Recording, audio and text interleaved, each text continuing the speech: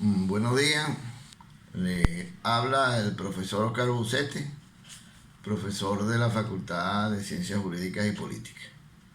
Voy en el día de hoy a los estudiantes de cuarto año de Derecho, voy a dar la clase de el impuesto sobre la renta. Quizá la literatura para el impuesto sobre la renta es muy amplia. Todo lo que aquí se diga y todos los artículos que se citen y la investigación que ustedes deben hacer con respecto al tema sobre los aspectos considerados en esta clase.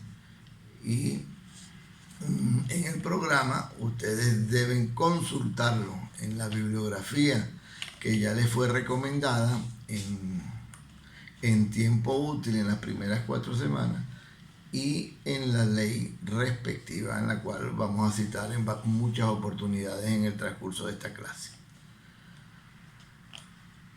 Eso va a ser motivo de evaluación, como ustedes saben, en la oportunidad en que la facultad les informe. Bueno, vamos a comenzar.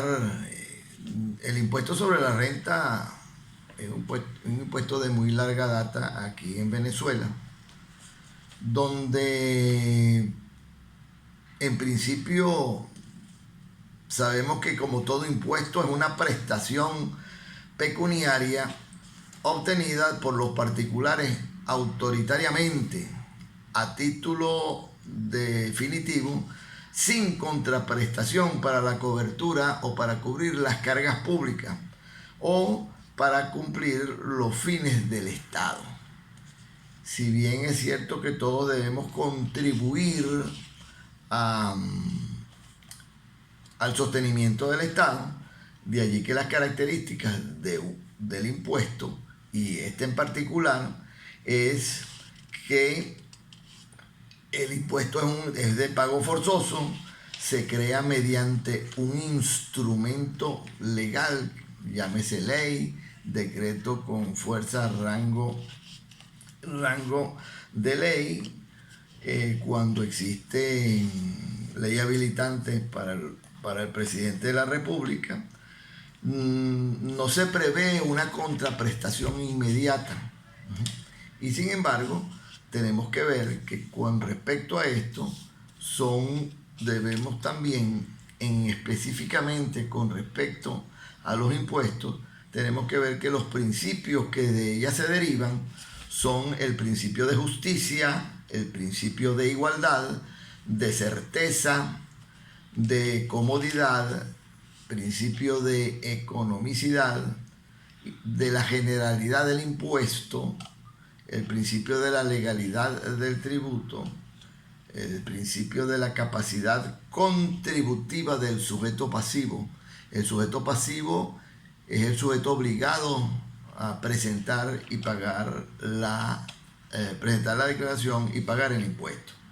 El principio de la capacidad contributiva, repito, el principio de la no confiscatoriedad, principio de la anualidad del tributo para específicamente este tema que estamos viendo.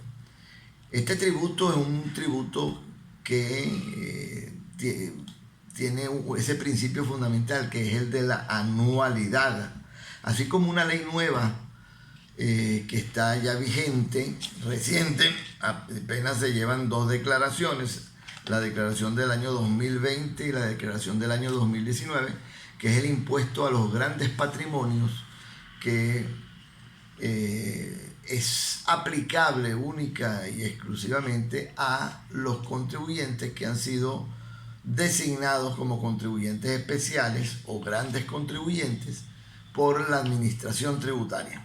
Cuando hablé de administración tributaria, debemos pensar y llegarnos a la mente de inmediato que estamos hablando del organismo que se llama, le dicen CENIAT, Servicio Nacional Aduanero y Tributario.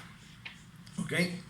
El principio de la autonomía del ejercicio para el impuesto sobre la renta.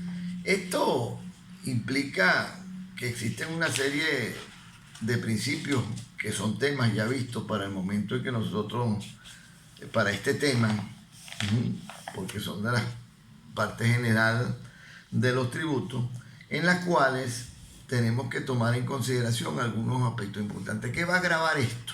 Esta ley. La renta, los enriquecimientos, los va a gravar en base a los términos en que la ley le ha colocado a este tributo.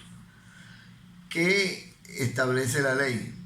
Ese principio de la anualidad, por ejemplo. Eso es un principio que hay tributos que se pagan por evento y tributos que se pagan por meses, tributos que se pagan por año, como el impuesto sobre la renta.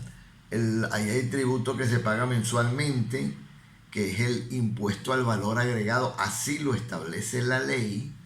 Hoy día existe un régimen especial que fue a través de unas disposiciones legales por un decreto que en agosto del 2018 y entró en vigencia en septiembre del 2019, ese decreto en la cual todos los contribuyentes que han sido catalogados especiales por la Administración Tributaria presentarían sus declaraciones del impuesto al valor agregado semanalmente. Para el día de hoy eso fue modificado perdón, con otro decreto con otro decreto en el cual ya pasó para este ejercicio del año 2021 y la declaración se hace quincenalmente, ¿ok? Pero adicionalmente a eso, al igual tiene para el impuesto sobre la renta un régimen especial. Ese régimen especial, que parte del año 2018, era de que se pagaba un porcentaje, el 1%, del total de las ventas como anticipo de impuestos sobre la renta semanalmente. Y sobre esos anticipos existían otros anticipos de acuerdo a la regulación que hubo. Hoy día también esto se hace de cada 15 días un porcentaje sobre las ventas como anticipo de impuestos sobre la renta para la declaración anual. Existe también en la ley un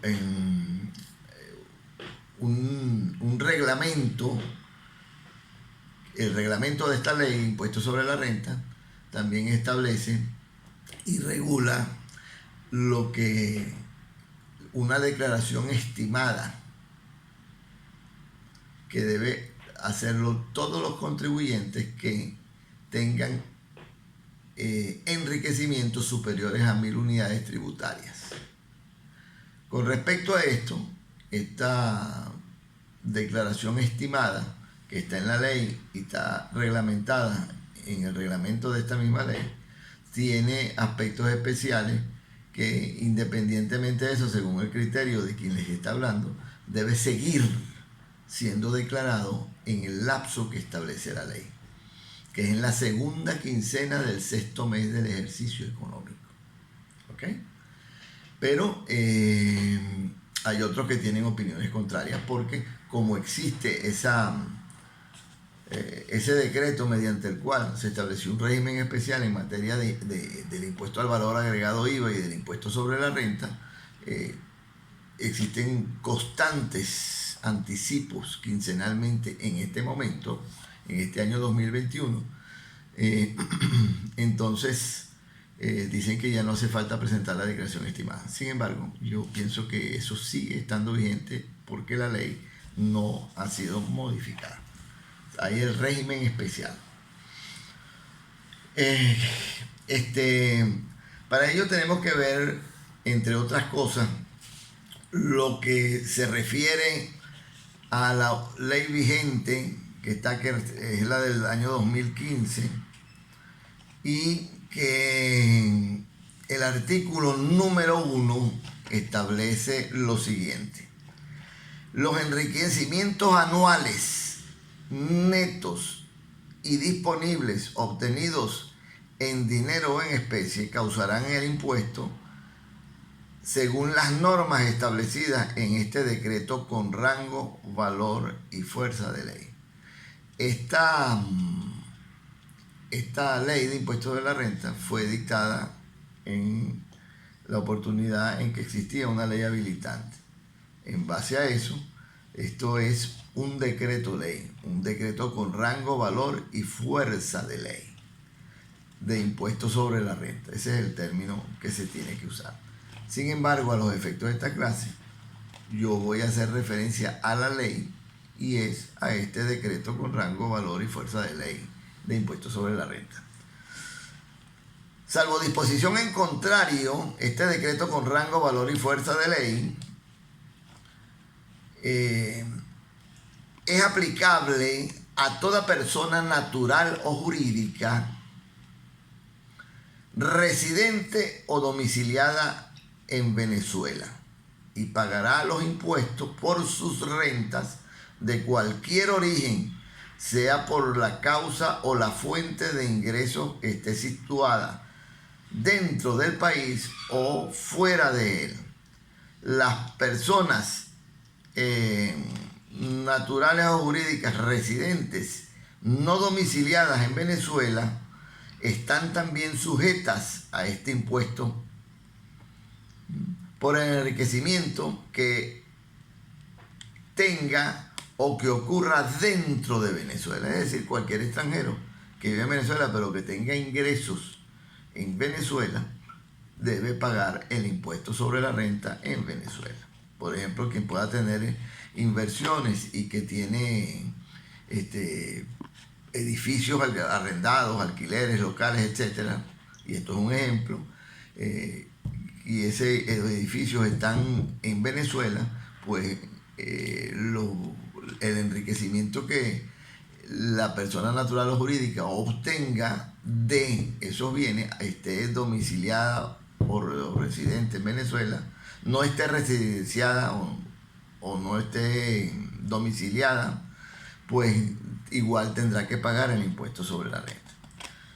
Ahora bien, en este principio, también, en este artículo también, tiene que todas las personas jurídicas que estén domiciliadas y las naturales en el extranjero tengan enriquecimientos permanentes o una base fija, se le tributarán exclusivamente los ingresos nacionales o extranjeros distribuibles en el establecimiento permanente o base fija. Es decir, aquí se desarrolla ya en este artículo 1 el principio de la renta mundial. La persona natural o jurídica, si está domiciliada en Venezuela y tiene rentas en Venezuela, pues deberá pagar el impuesto.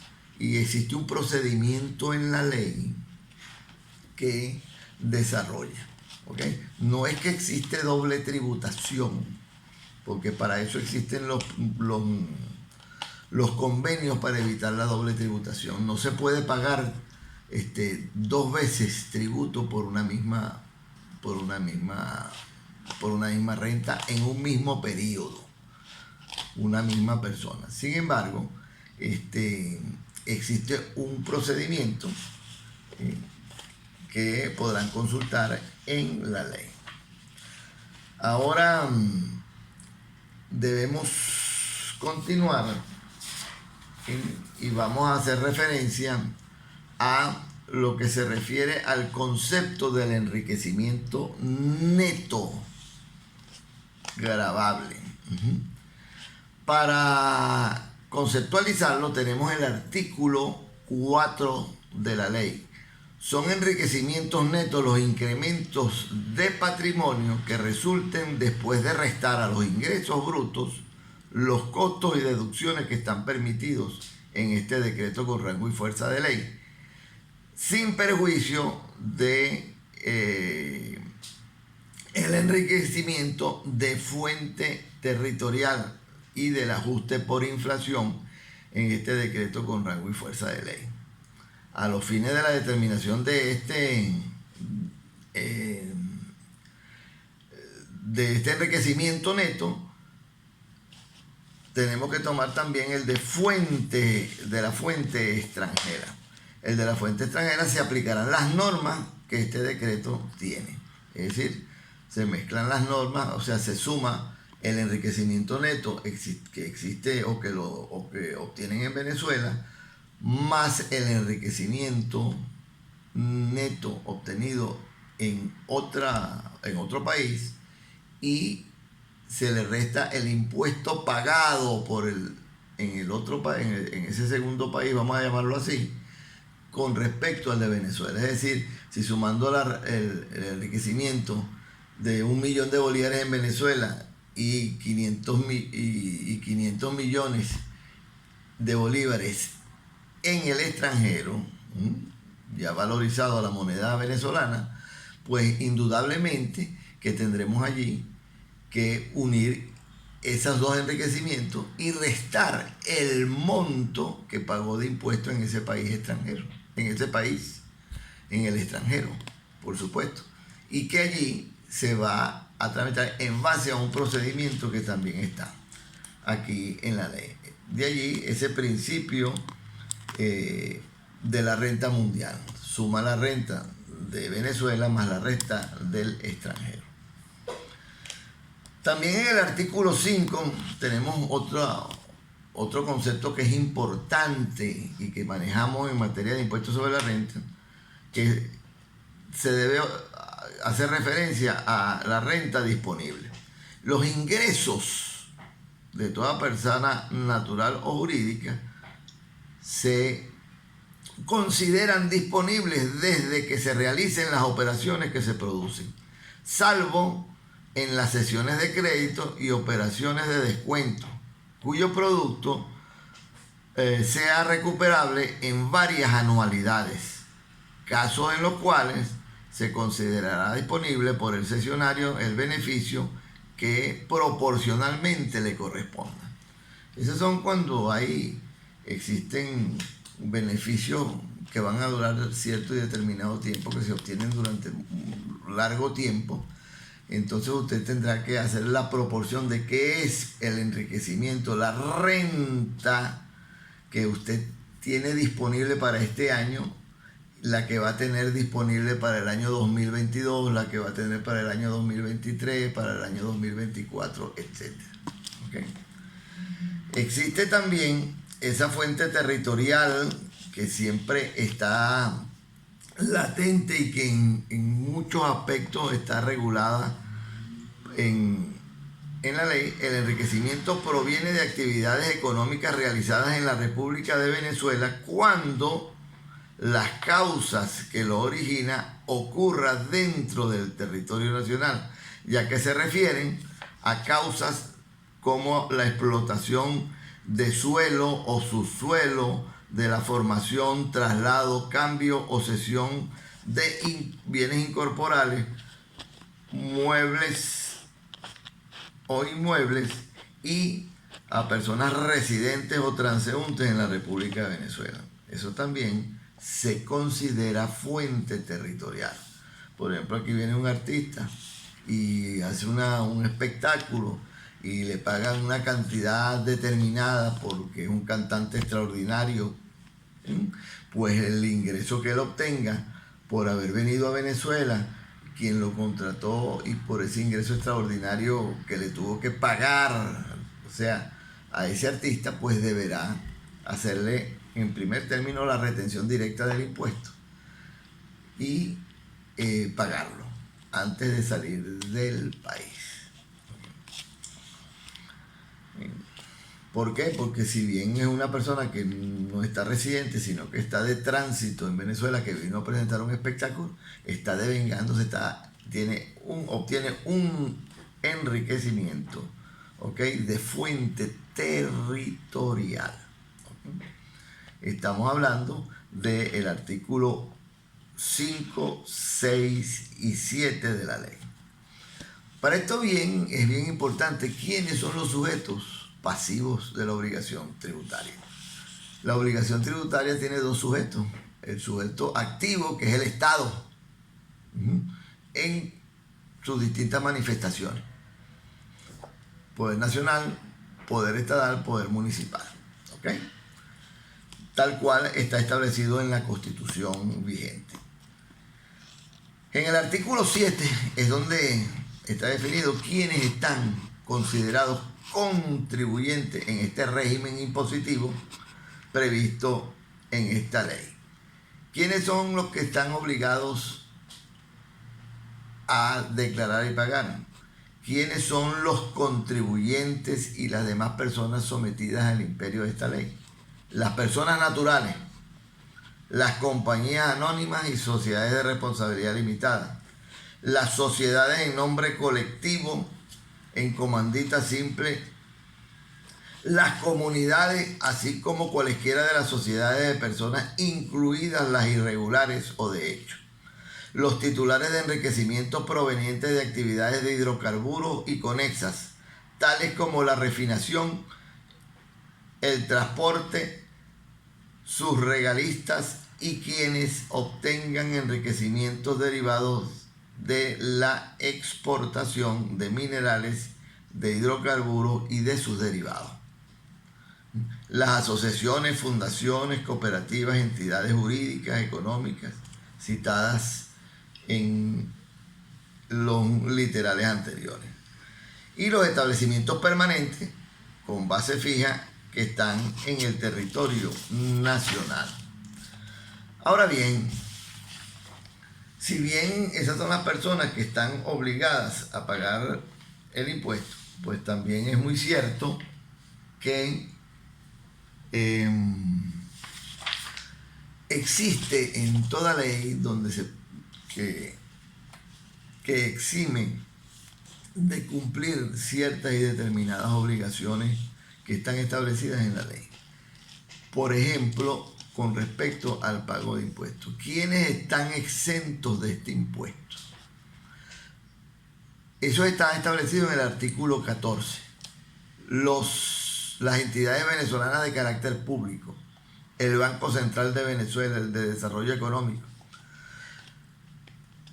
las instituciones benéficas, los trabajadores o sus beneficiarios por las indemnizaciones que reciban con ocasión de su trabajo. Por ejemplo, las prestaciones sociales que reciben los trabajadores cuando finaliza su relación laboral. Ese enriquecimiento provisto, esa renta provista por el trabajo durante N cantidad de años y la cantidad de prestaciones, de bolívares, de prestaciones sociales que recibe, son o están exentas de impuestos sobre la renta. Los pensionados y jubilados por las pensiones que se reciban. Todos los que están jubilados por el Seguro Social, por organismos públicos, por organismos privados, por la Universidad de Caracas, las universidades nacionales, todos los que están jubilados o pensionados están exentos del impuesto sobre la renta. Las personas cuyos enriquecimientos estén en base en los intereses de cuentas de ahorro y algunos otros que están en la ley en este artículo 14 que ya les dije. Ahora bien, ¿cómo nosotros vamos a determinar los ingresos brutos de en materia de impuestos sobre la renta? En el artículo 15 vemos que ese enriquecimiento lo vamos a obtener de la manera siguiente. A los fines de la determinación de los enriquecimientos que están exentos, porque eso no se incluye, el impuesto sobre la renta, se aplicarán las normas de esta ley. Los exentos no se le aplican estas normas, sin embargo, las demás personas naturales o jurídicas tendrán que presentar su declaración y hacer el pago del impuesto. En pocas palabras, toda la determinación de los enriquecimientos tiene que ser, sí, excluyendo los exentos. ¿Ok?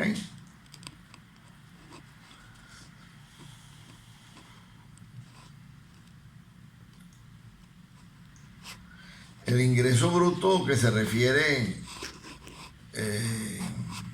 en el artículo 16 se refiere en el artículo 7, el ingreso bruto, a los contribuyentes que están establecidos en el artículo 7 de esta ley, está constituido por el monto de las ventas de bienes y otros proventos regulares o accidentales como producidos por el trabajo, la relación de dependencia, los salarios, que es lo que cobramos los que tenemos relación de dependencia, eso están sujetos al impuesto sobre la renta, por el ejercicio de las profesiones, etcétera, y por algunos otros conceptos que están en el artículo 16. ¿Okay? Allí existe algo que es muy importante para todos y fundamentalmente a quienes estudian Derecho en este momento, los que hemos estudiado Derecho, que es lo que establece el artículo 17 de la ley. Ya esta es la última reforma que recibió esta ley, la última modificación, pero esto viene a través del tiempo, de muchos años ya atrás, en distintas leyes que estuvieron vigentes en su momento de impuestos sobre la renta, sobre lo que se refiere a la venta de la vivienda principal. Esa venta de la vivienda principal no se incluye dentro del ingreso bruto de las personas naturales, ¿ok?, que sean provenientes de esa enajenación, de ese inmueble y que haya servido como vivienda principal, siempre que concurran las siguientes aspectos o circunstancias. Uno, que el contribuyente haya inscrito en el respectivo inmueble como la vivienda principal en la administración tributaria de la jurisdicción dentro del plazo y los requisitos de registro que señale el reglamento respectivo. Es decir, para usted tener el beneficio de no incluir dentro de sus ingresos la enajenación o venta del inmueble que le sirve de vivienda principal, tiene que haberlo registrado ante la administración tributaria, entiéndase señal, de la jurisdicción donde está el inmueble. Si el inmueble está en Valencia, en Maracay, en San Carlos, tiene que escribirlo en la región central. Y si su vivienda principal está en Caracas o está en el estado Miranda, tendrá que escribirlo en la administración tributaria señal de la región capital. Allí también tiene otros aspectos que son importantes, que el valor de esa enajenación se invierta dentro del plazo de los 2 años siguientes a partir de la fecha de la enajenación de ese inmueble. ¿Okay? Eso no están exentos. Si invierte más en adquirir otra vivienda, pues simple y llanamente no va a pagar impuestos. Pero si invierte una cantidad menor a la que producto de la enajenación, usted tendrá que pagar el impuesto por el diferencial que hay entre el enriquecimiento obtenido entre lo que le cuesta el nuevo inmueble para su vivienda principal y el que tenía, que ya enajenó. Sin embargo, también es otro aspecto importante, es que tenemos que ver que las personas que tienen más de 60 años o más, están exentos totalmente. No requieren que compren otra vivienda principal, etc. ¿Ok? No se requiere que sustituyan una vivienda por otra. La pueden sustituir, pero nunca van a pagar impuestos. Con la aclaratoria siguiente, que cualquiera de los dos, si está casada la persona que está enajenado su vivienda principal, si el primero que llegue a la edad de 60 años, independientemente, uno de ellos puede tener 60 o 65 años y el otro puede tener 50, igual se estará exento del impuesto que pudiera generar esto. Existen los costos y rentas brutas que están determinadas en el artículo 21, que son para poder obtener la renta bruta, es decir, el valor de los ingresos menos el costo, usted obtiene lo que se llama la renta bruta. Existen también otros aspectos fundamentales que tenemos que ver, que son las deducciones al enriquecimiento para obtener el enriquecimiento neto. Una vez que determinamos de los ingresos brutos, le restamos los costos, obtenemos la renta bruta. Y a la renta bruta las deducciones que están establecidas en el artículo 27 de la ley, pues podrán rebajarse para poder llegar al enriquecimiento neto. Esas deducciones están establecidas en el artículo 27. ¿Cuáles son? Los sueldos y salarios, los intereses por capitales, los tributos pagados, las indemnizaciones correspondientes a los trabajadores, una cantidad razonable para atender las depreciaciones, etcétera, de los bienes inmuebles o de los bienes muebles, como maquinarias, etcétera, y los que allí siguen apareciendo en ese artículo son muchas las deducciones que tiene 22 literales y tiene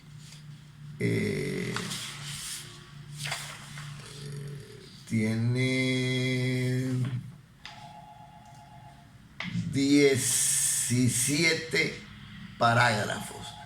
Ese artículo 27 deben leerlo con detenimiento. Recuerden que todo es objeto de evaluación. ¿Ok? Deben leerlo completamente. Para eso existen 3 tarifas que están establecidas en la ley y que son aplicables. Una, la tarifa número 1, que es aplicable a las personas jurídicas, ¿ok? Y asimiladas, que es la tarifa número 2. Y la tarifa número 1 es la que se le aplica a las personas naturales. Las personas naturales es una tarifa progresiva, comienza en el 6% hasta el 34%.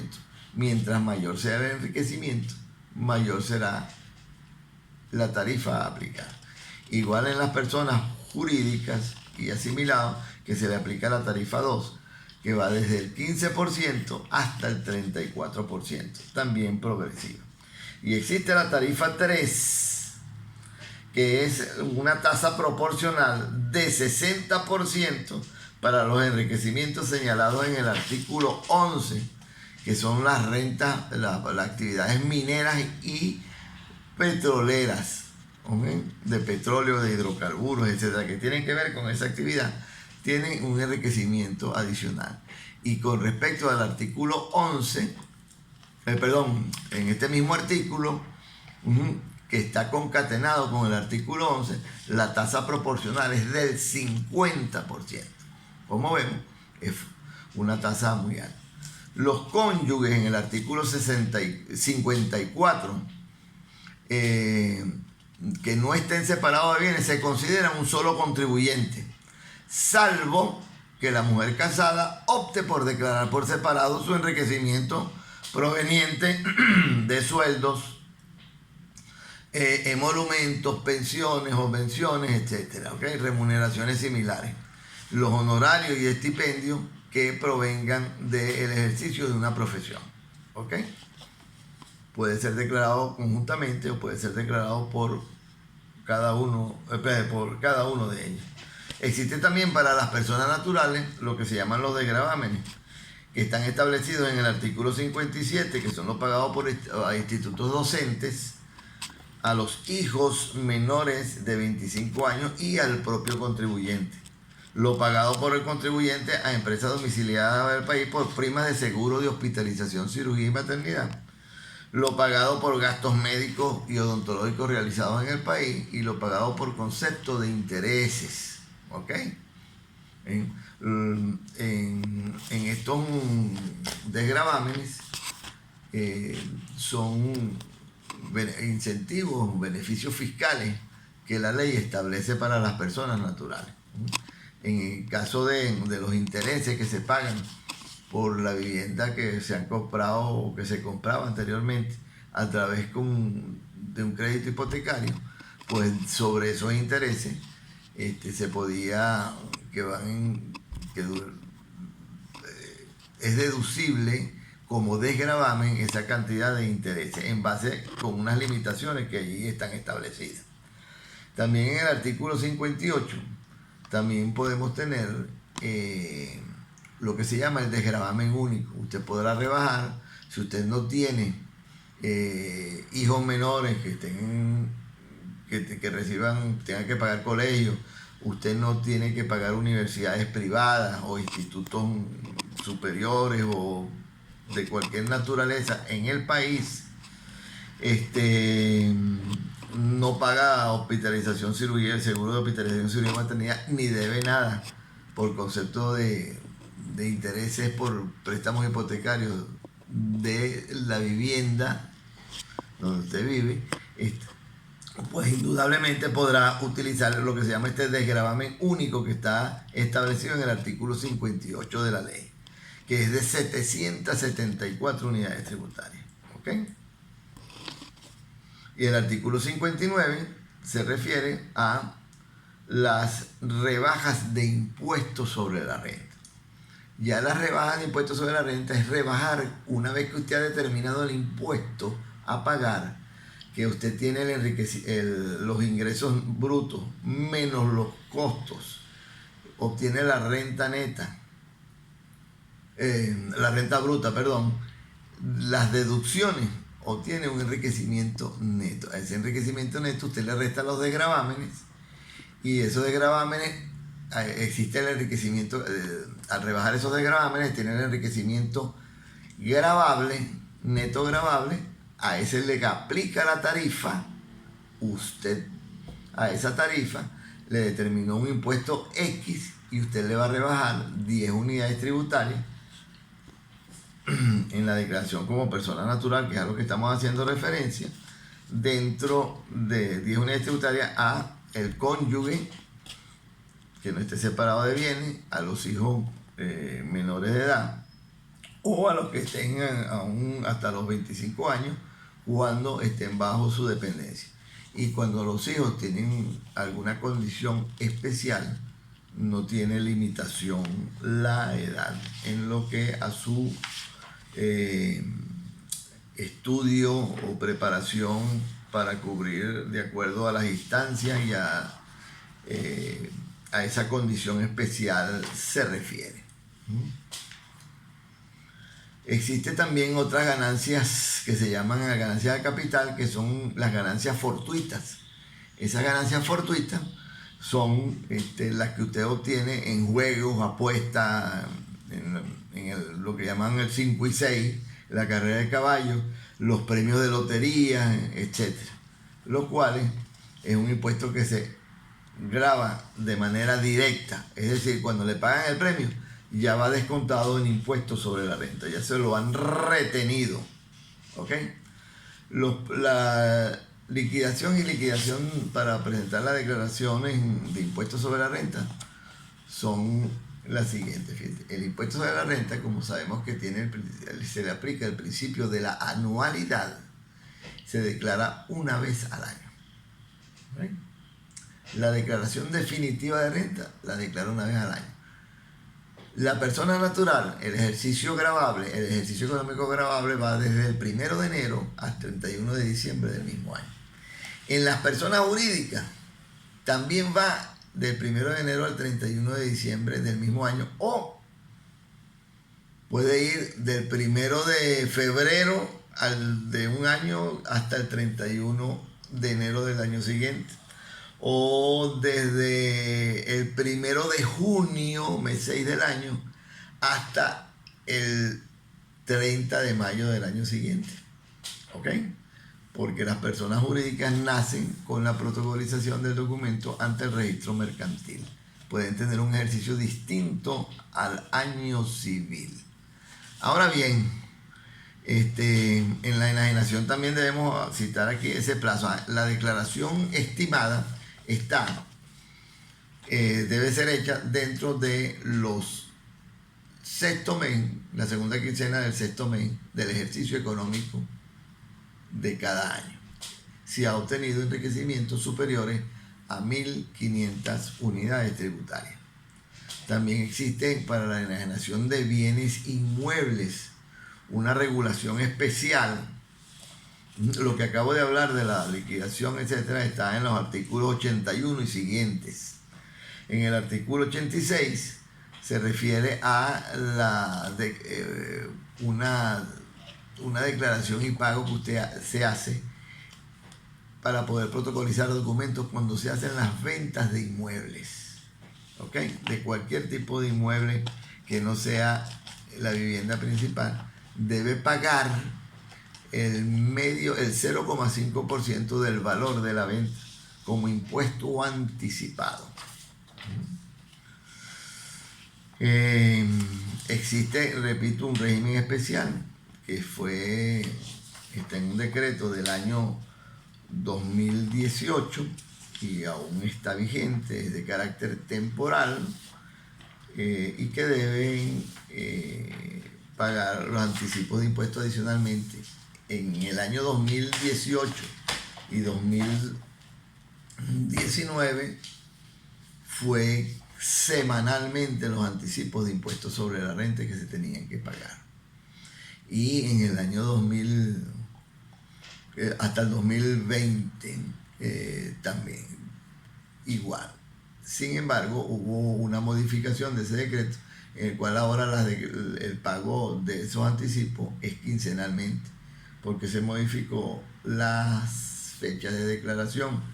Es mejor dicho, las declaraciones se hacían antes del impuesto de la renta semanalmente y por el monto de los ingresos, y se le hacía una retención y tenía que pagarse como un anticipo. Ahora lo hacen, como lo dije hace un rato, cada 15 días, es decir, quincenalmente. Muy rápido todo esto, es lo más que podemos hacer, porque el plazo que tenemos es máximo de 45 minutos para dar el impuesto de la renta. Sin embargo, les sugiero la bibliografía que ya se les dio en su momento por los profesores que dictan esta materia o que dictamos esta materia.